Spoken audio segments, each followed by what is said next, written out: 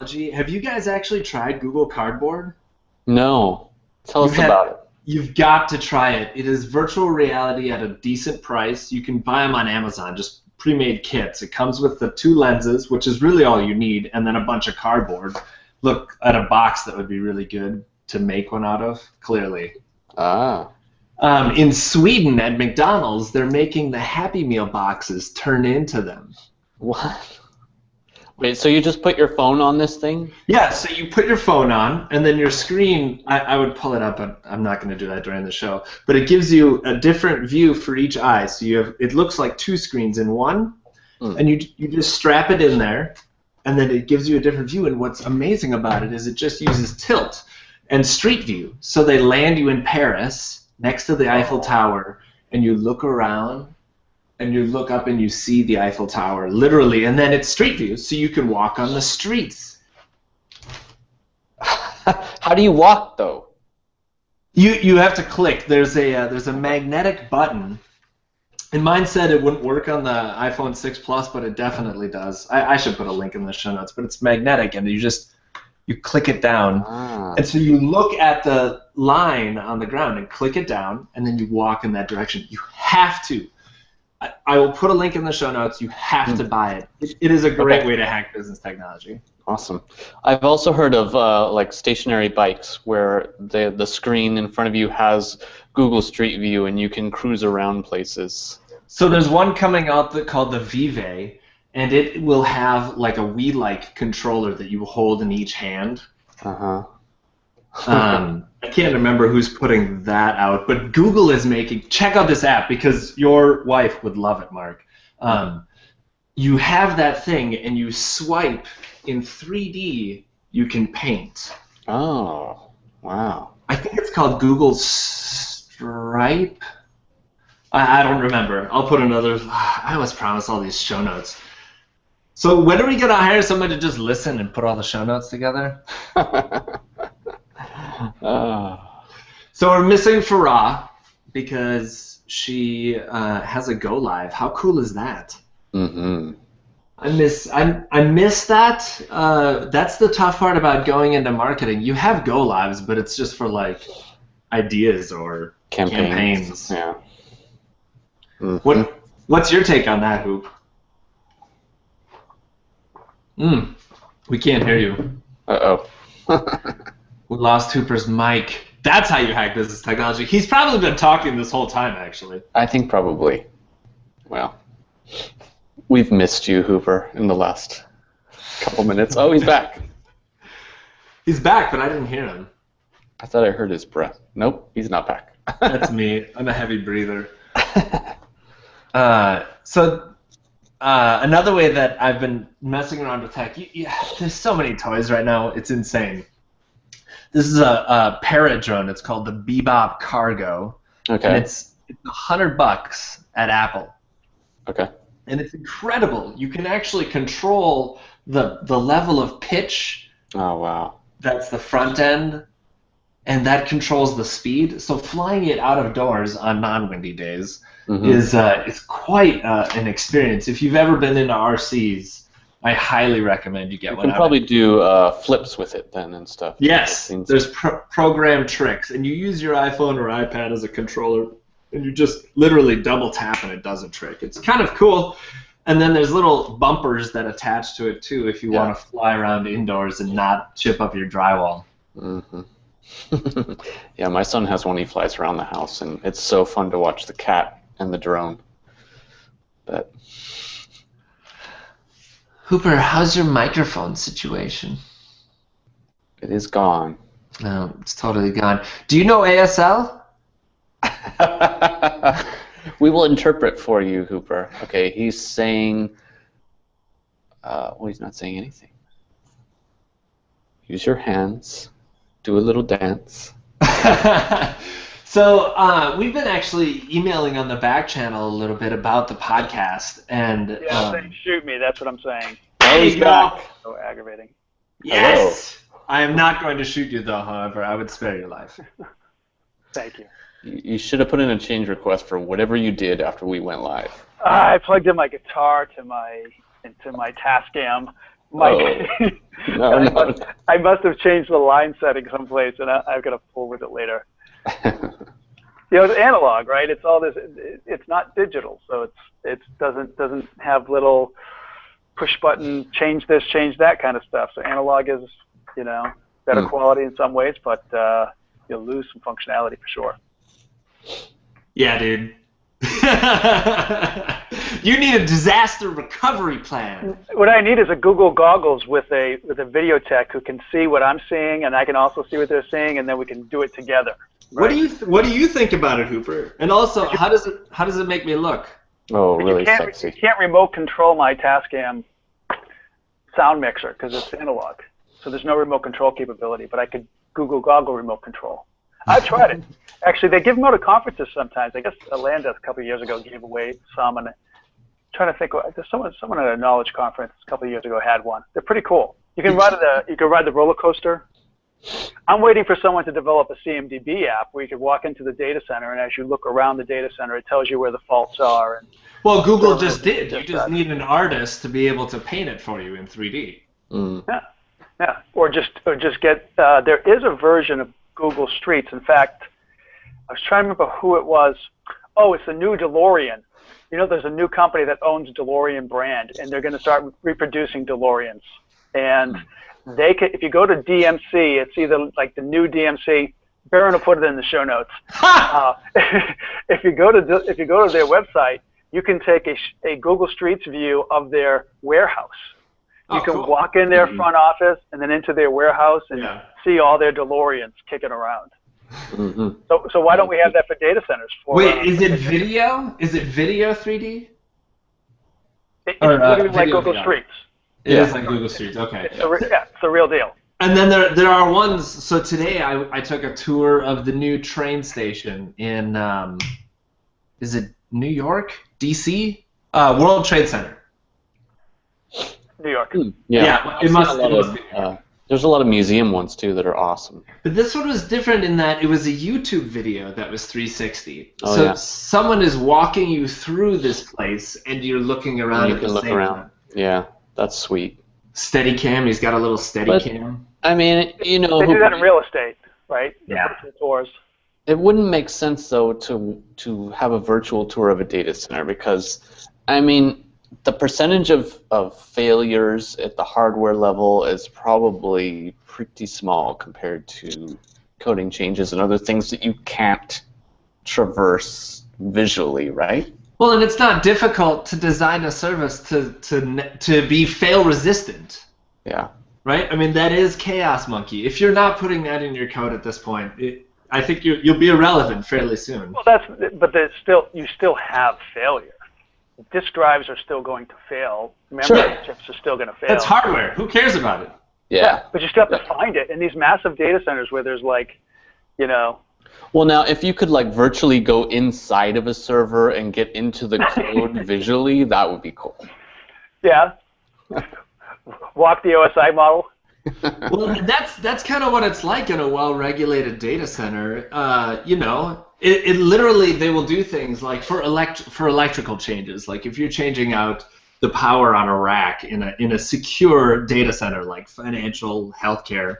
The change request process is insane for electrical. They put amperage through the line, like they'll bring a heater in because that draws all the power, as much power as they can, so they can put a line check on the other side to see, okay, I'm going to turn on the heater. Okay, the heater's on. Okay, I saw the drop in power. All right, I'm turning it off. They do that 3 times. They confirm that 3 times, and then before they change out, like, say, a fuse rack, they do the same thing with the fuse. They flip it off, they check, they flip it on, they check, they flip it on. They do that 3 times, and then they pull it out. Check, confirm, check. Yeah. It's insane the amount of time it takes, and I guess that's why people source it. It's fun stuff. I just helped set up a new library at Emory here, and it's insane the amount of redundancy they have for electrical and air and things like that. But the coolest thing was the foundation.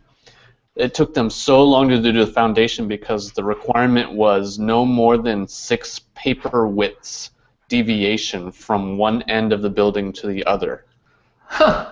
So I mean, it's really, the integrity is insane.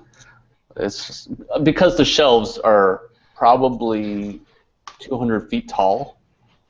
They turn it into a science, though, library science. Yes, exactly. I mean, we say computer science, but really what we're saying is people and computer science. Mm-hmm. Yeah. So are they going to mark those, like, you ever seen those women in the, or they have like trapeze artists who will go into these really huge wine things to get the wines, and they'll do flips as they get the, are they going to have that now so I can get my book? I can do my little flip. And they're going to have a bun in their hair and the horn-rimmed glasses, yes. Librarian trapeze artists, of course. Yes. Well, I mean, at 200 feet shelves, I mean, that's got to be useful for something. Yeah.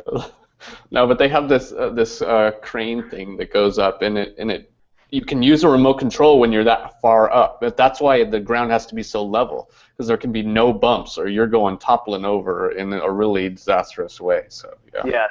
Yeah. Then you would have to resort all those books.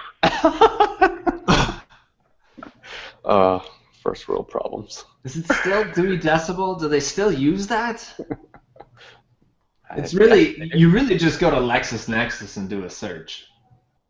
I wonder if did they had to equate for black hole gravitational fluctuations with that too? Do you know they just discovered that the two colliding black holes actually have affected the gravitational force? There was an article I was reading. Waves. The sensors on that are 3 miles. They're shaped like an L, and they're 3 miles long, and they shoot the laser that far in distance and measure the timing, and if it deviates, that's how they know and sense the gravitational effect and pull. Mm. Wow. I wouldn't know that.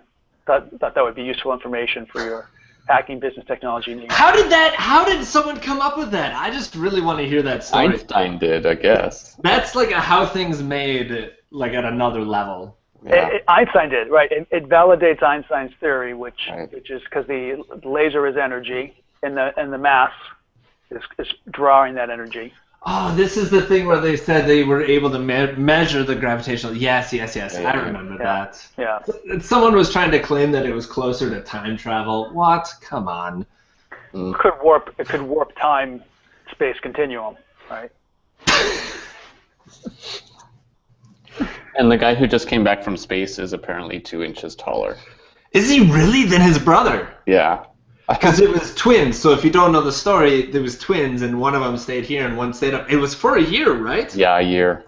And he said it was like he was born up there, or spent his whole life up there. Oh my gosh, what an amazing quote. I bet he thought about that for like, I don't know, a year?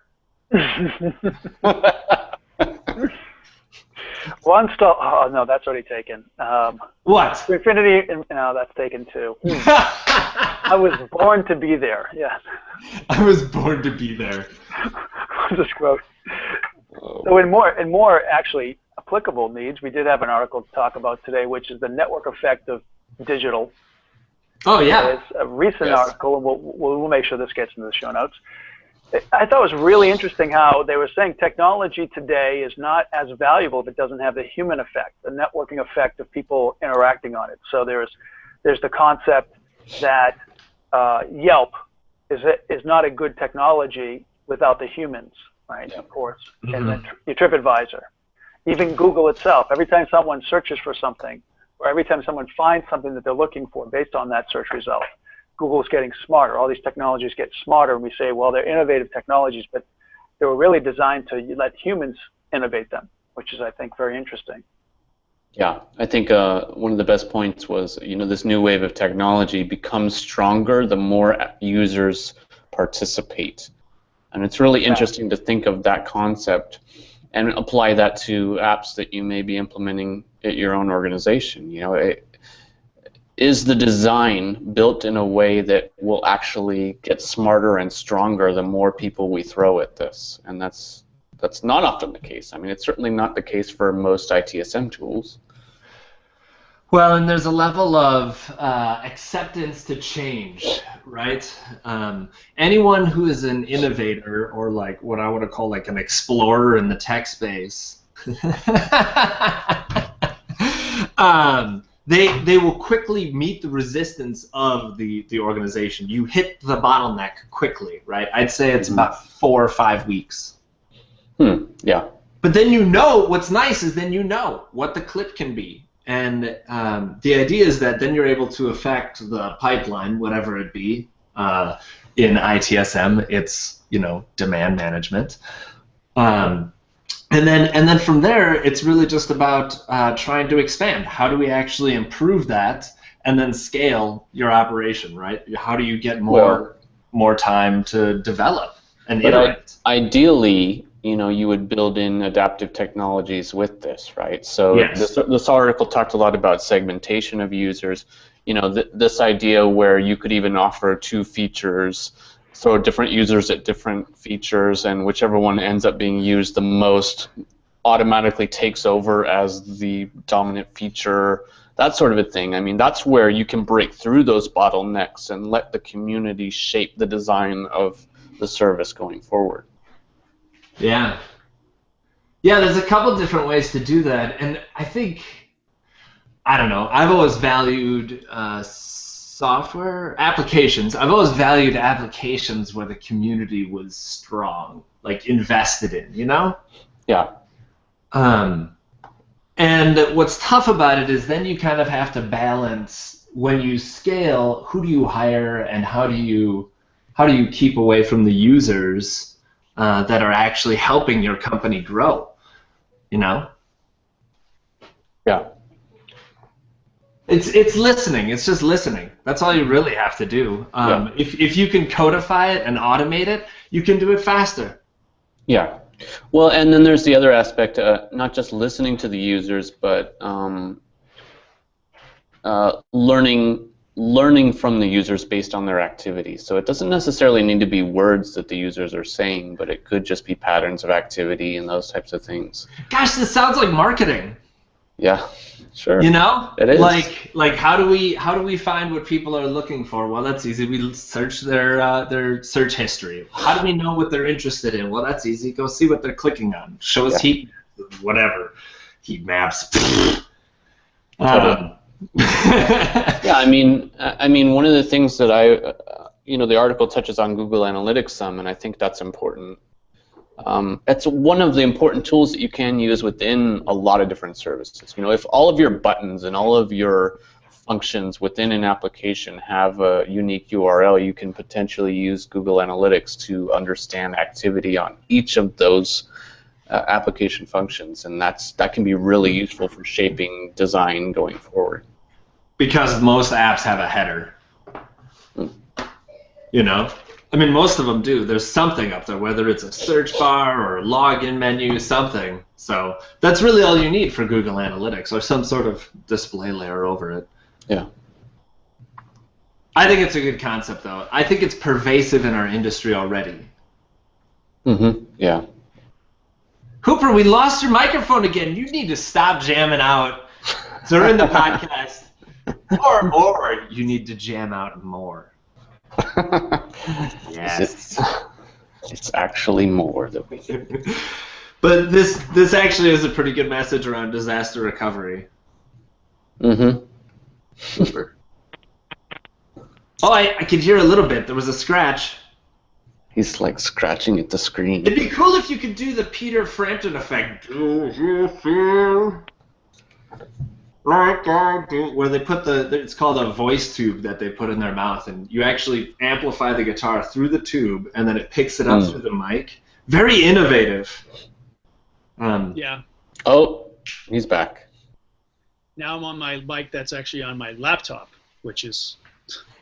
I'm slowly deprecating here. It sounds better than whatever you were on before. Much better. You should always trust the Mac microphone. The problem is that Chrome doesn't do the handoff very well. I don't think Hangout does the handoff very well either. Yeah. Well, the point I was trying to make is that they've listed some of these technologies, and if you look at the ones that are hot right now, Airbnb, Uber, the unicorns. Yeah, I mean they are. The article quoted a great quote which said, "Making users better makes better users." Yeah. And what I liked about this, to apply this to the ITSM suites, people get caught up in all the functionality of a tool, right? Of can you have drop-down lists? Can you, automate workflows? And it's all about the process and the input. But very few do a great job in focusing on collaboration. I was recently watching a Hornbill demo, and all they talked about was collaboration. And I thought that was pretty interesting. I think that is definitely where things are moving towards as we get smarter and smarter IT people. Less and less people want to interact with the service desk, right? So I think there's an opportunity here for technology vendors to get a little smarter about their ideas of collaboration. You can look at it from the process perspective as well. I mean, look at knowledge, with or without a tool. Is knowledge something, the way you've implemented it, that will get better the more users participate, or is it just the same because you're insisting on, qualified editorial articles, So. Right. Well, if you're omni-channel IT, multimodal, whatever you want to call it,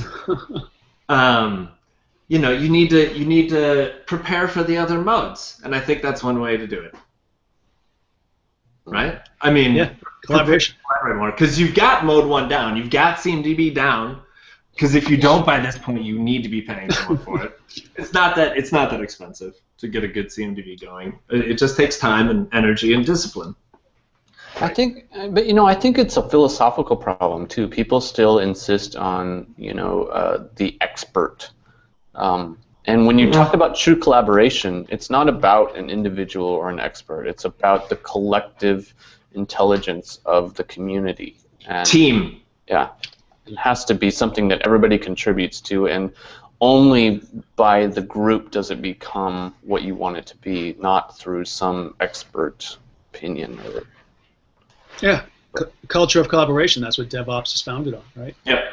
Move together. The good companies are already doing it. I think it may be too late for service management to get into it, but it is still a unique play because it's still a platform play at some degree to some enterprises, right? Yeah, I don't know if it's too late for service management to get into it. I just think the companies that will successfully have service management strategies will be the ones that morph and adopt it. Oh, yeah, for sure. Of course. You need the basis. Otherwise, you can't get distracted by the other things because you'll hemorrhage too much money and put yourself out of business and the company out of business. Mm-hmm. Possibly. None of this can be taken as law. Right. Do with it as you will, and ignore best practices whenever you can. That's how you hack business technology. We'll see you next week. Have a good weekend, everybody. See you later.